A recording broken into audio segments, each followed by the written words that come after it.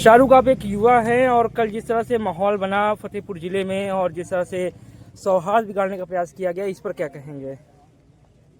Sir पहले आपका बहुत बहुत धन्यवाद।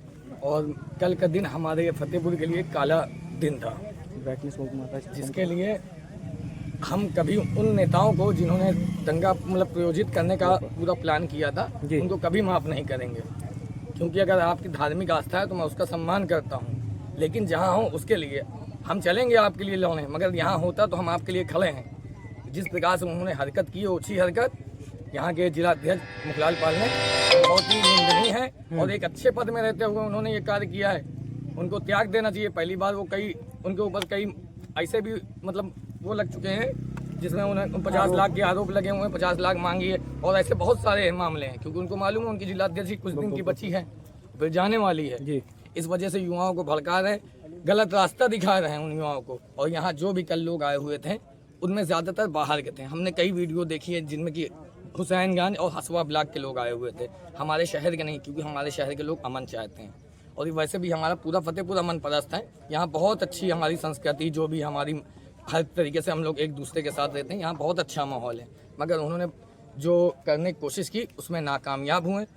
लेकिन जिन जिन लोगों ने, बस एक प्रशासन से मेरी यही गुहार है, जिन जिन लोगों ने उपद्रव फैलाने की कोशिश की थी इसमें, जैसे कि मुखलाल पाल जी हैं, उन्होंने पूरा इसका आगाज़ किया था यहाँ के लिए कि हाँ यहाँ चलना है। वो सबसे पहले उनका जो उसमें FIR में नाम नहीं है, प्रशासन से बस यही अनुरोध है कि उनका नाम सबसे पहले करना चाहिए था। क्यों ऐसा क्यों होना चाहिए?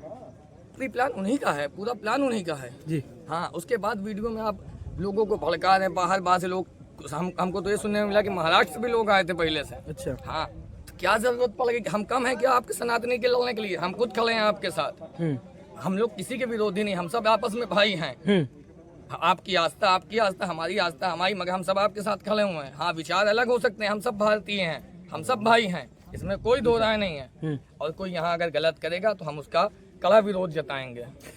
जैसा कि जो कल हुआ, तो क्या इसके बजाय क्या कोर्ट का रास्ता नहीं अपनाना चाहिए था? कल संविधान को ताक में रख के सब काम हुआ है। वो बोल रहे थे जिलाध्यक्ष, वीडियो में आप देखिए जी, जिलाध्यक्ष जी बोल रहे थे कि हमको दिखाना पड़ेगा। तो आप यहाँ कुरान से देश नहीं चलता, न गीता रामायण भगवत उससे चलता है, किसी चीज़ से कोई धार्मिक ग्रंथ नहीं, संविधान चलता है। आपको संविधान की मानना चाहिए। आपने संविधान को ताक में रख दिया और कल पूरा काम जो किया है वो इस देश के लिए बहुत गलत, इस फतेहपुर के लिए बहुत गलत है, इतने अच्छे पद में रहते हुए।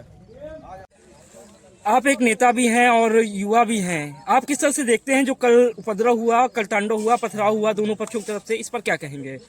इस पर यही कहेंगे कि प्रशासन से कहीं ना कहीं चूक हुई है। जिस हिसाब से वो 3 दिन से कह रहे थे कि मैं आऊँगा, वहाँ जाऊँगा, मैं वहाँ साफ सफाई करूँगा, पूजा करूँगा, इसको प्रशासन को अलर्ट मूड में रहना चाहिए।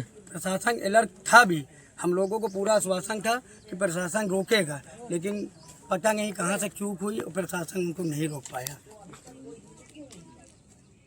जी। रात में मुकदमे पंजीकृत हुए, गिरफ्तारी अभी तक नहीं हुई, इस पर क्या कहेंगे? गिरफ्तारी होगी, क्योंकि जब मुकदमा दर्ज हुआ है, सरकार के लोगों के खिलाफ मुकदमा दर्ज हुआ है। हमको पूरा भरोसा है प्रशासन पर कि प्रशासन उनकी गिरफ्तारी भी करेगा। क्या नाम है आपका? मेरा नाम ऐनुल हसन है।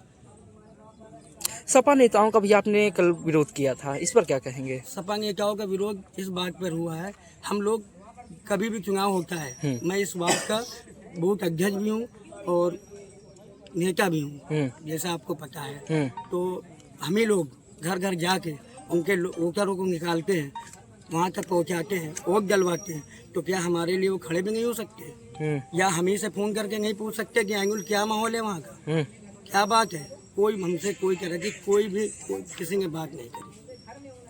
लोगों से डर रहे हैं तो फिर आपको उस गद्दी में रहने का कोई अधिकार नहीं है, क्योंकि आपको उस गद्दी में, जिस गद्दी में बैठाला गया है वो गद्दी न्याय की होती है और ये बहुत बड़ी गद्दी होती है।